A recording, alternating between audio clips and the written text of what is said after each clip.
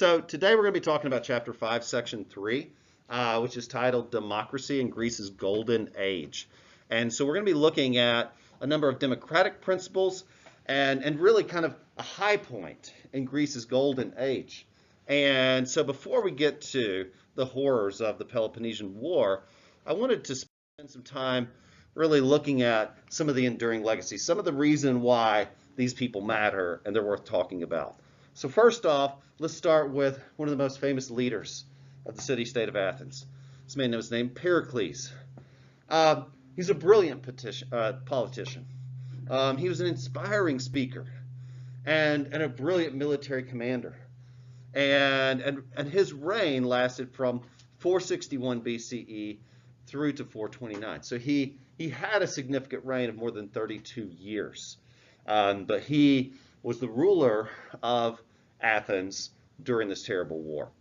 Now, what makes him kind of a big deal? Well, first off, he hired a bureaucracy, public sector workers, to carry out the policies that are decided by the Athenian people. And he established a system of direct democracy. Now, it's not pure democracy in the sense that we might think of today in terms of universal suffrage, where everyone over the age of 18 can vote. It's still very limited. Only Greek, male, native-born property owners could be full citizens and vote. However, the political structure of Athens is very unique in that even though citizenship was so limited, every citizen got an equal vote on matters dealing with the city-state. So this is a very unique system. And you'll usually only see this in small communities. And so what makes it unique to Athens is we're talking about a place with, at its high point, more than 40,000 citizens, where everyone had a vote on major public issues. So that means the citizens ruled directly. While Pericles was their leader, it was really just his job to carry out what they voted on. And so where we are not a direct democracy, we are a republic. We elect representatives who go and make decisions for us. So, the president didn't call up Xavier to say, hey, what should I do about this whole supply chain craziness?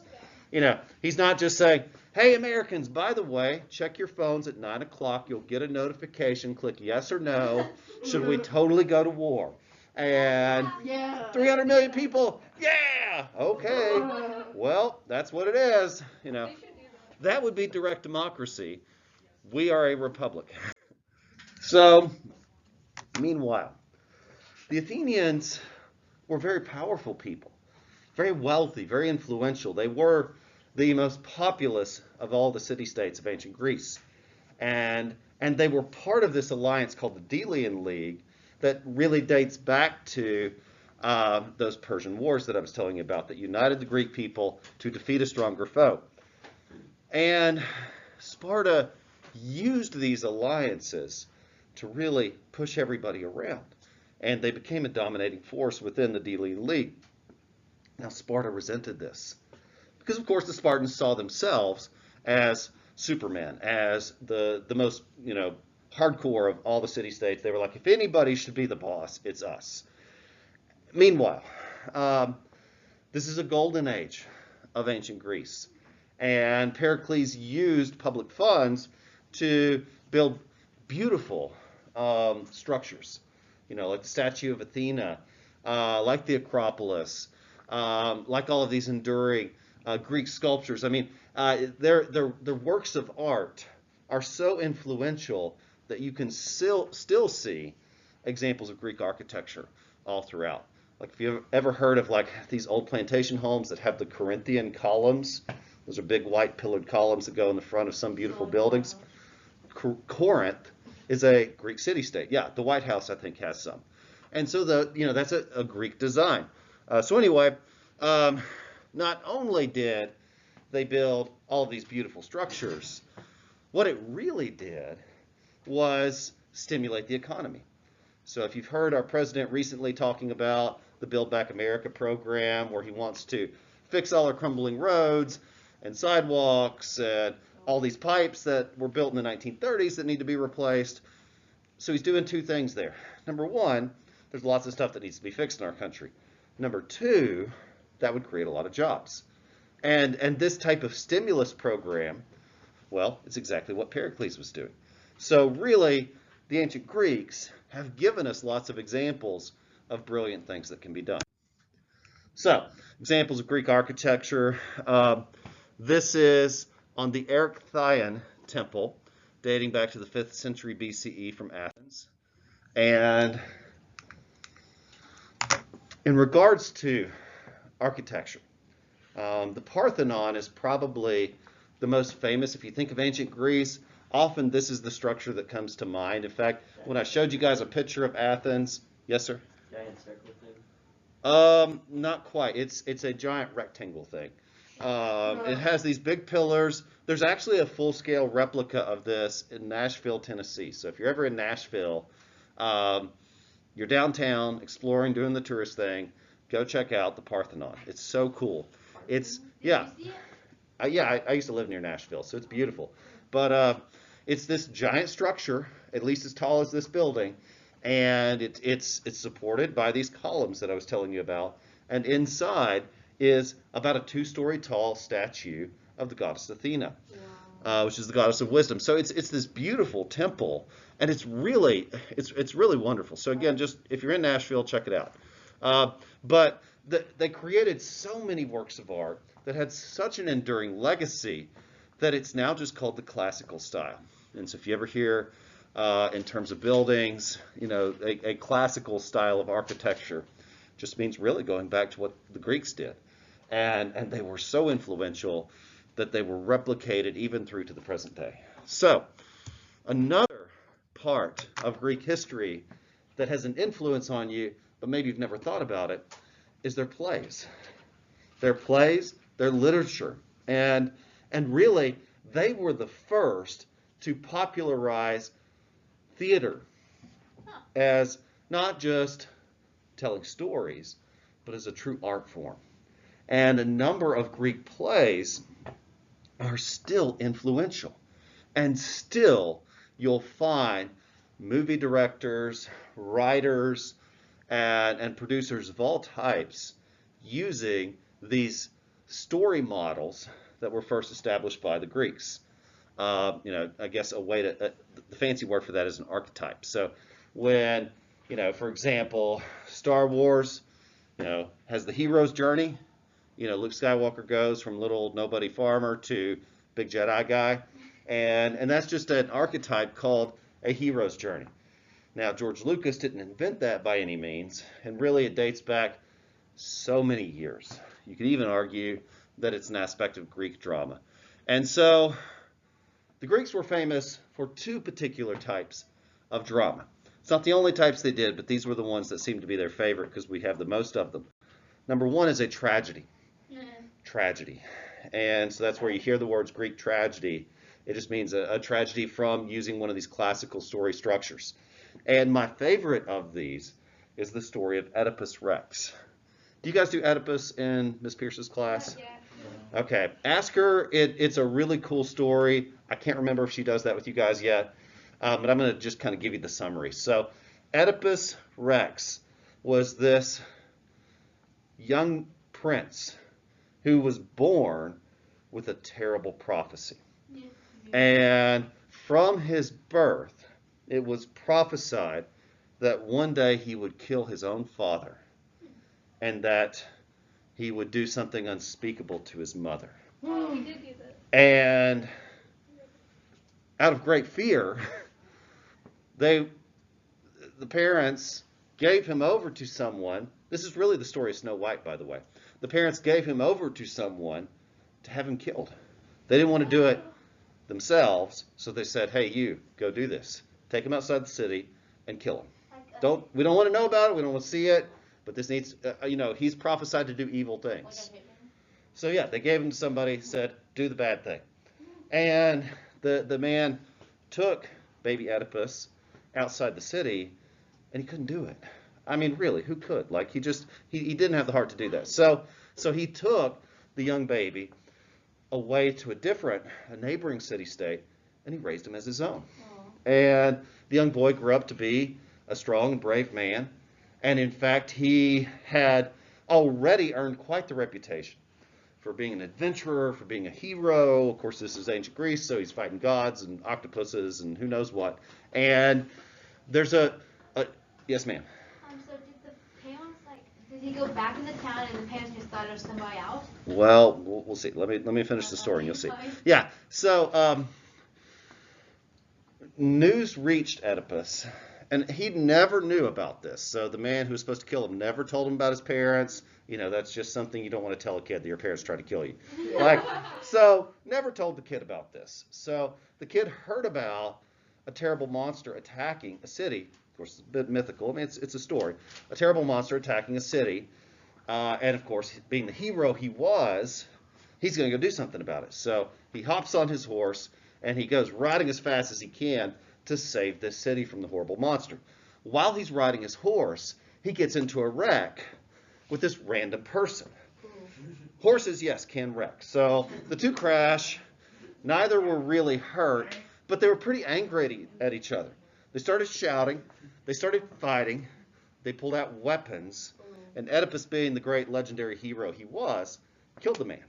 It's his dad. Well, spoiler alert. Yeah. Okay, so he goes to the city. He slays the monster, and he becomes the great hero of this city. And it was promised that whoever got to rid the city of this monster would get to marry the beautiful queen and become king of the city. And so he slays the monster. He marries the beautiful queen, and he becomes king of the city, only to find out later the man he killed in the crash was his own father, and the queen that he got to marry was his own mother. Yeah, so so if you ever hear the phrase, it's a diagnosis in the DSM, the Oedipus complex is where a young boy falls in love with his mother. Oh, we got a beep. How? Mauricio, is that you, Mauricio? Oh, hey, Mauricio. Yeah. Okay, yes, ma'am. I thought that the story was like the same up until the crash part where the guy didn't have the heart to kill him, so he sends him off to kill this really weird beast, knowing that he would die. And then he ended up coming back, and his dad was like, "Well, maybe you're not so bad after all." And then as they're celebrating, he accidentally chops his head off with a frisbee. Really? Yeah, we read that part. Maybe. Okay, it has been a while since I read the story, so maybe that's how Dad I'm died. pretty sure the monster was Medusa. Was it really? But it had the same. But it had Another the one same. that happened. Okay. There's probably many Medusa forms of was the slain by story. Hercules. There was No. another one. He was sent off to do something. And Because he came but back. he was also supposed to be killed because he was sent to kill his Yeah, father. supposedly his prophecy was he was going to kill his father, and that was it. He Oh. did kill his father. Huh. And during a tournament, he actually killed the guy and found out Yeah, his because father. they were celebrating because he Interesting. found Medusa, and then Yeah. he threw a frisbee and it cut off his head. Yeah. Was it Hercules killed Medusa or Perseus. Perseus? Yes. Okay, and they made a movie of that not too long ago. All right, so the story's not over. It gets worse. So what do you do when you find out that you've been sleeping with your mother? I mean, right? So he dug his own eyes out with a knife. Yeah. I mean, and now you're the mother, and what do you do when you find out that you married your own child? Yeah, so sorry, earmuffs. Yeah. What do you do when you find out you married your own Kill child? yourself. You kill yourself. She threw herself in an oven. She killed herself. I mean, these people don't just do the lethal. I mean, they go out in a blaze of glory, apparently. So that's just one of the stories. Now, I want to leave this now. yeah. Did they have a kid together? What's that? I can't remember. hope Yeah. not. I don't know. You'll have to read the rest of the story. Okay. So that was just one example of a good bit of Greek theater. And there are so many different ones. If you want to look up any of these writers, Aeschylus, Euripides, or Aristophanes are some of the good ones. Now, in terms of history, if you read ancient history, which we skipped a lot of that, a lot of it is lies. And that's part of why we skipped a lot of it. Because, what are you going to find from ancient history? Well, you're going to find these stories about gods going and fighting battles, and apparently gods used to live here. That was a thing. That's, by the way, the Upanishads. you'll find stories of humans fighting gods. That's the Mesopotamian legend of the Epic of Gilgamesh. You'll find stories of great floods, monsters. It's just these legendary, like, too big to be true types of stories. How do we know that they're not true? Maybe they are. We just know that people have this tradition of embellishment. And the Greeks were no exception. I mean, Herodotus, like, really? Did Troy happen just like that? You know, was Achilles truly invincible, except for this one little place on his heel? Like, yeah, I mean, he embellished a bit. However, the one author, the one historian that we can seemingly trust from the era of the ancient Greeks is the one you're reading, Thucydides. And the reason why he's considered fairly trustworthy is, if you've already read the debate, you know what I'm talking about. Athens doesn't get to just be the good guy. And what makes that important is Thucydides was Athenian. In fact, he wrote a whole book called The History of the Peloponnesian War.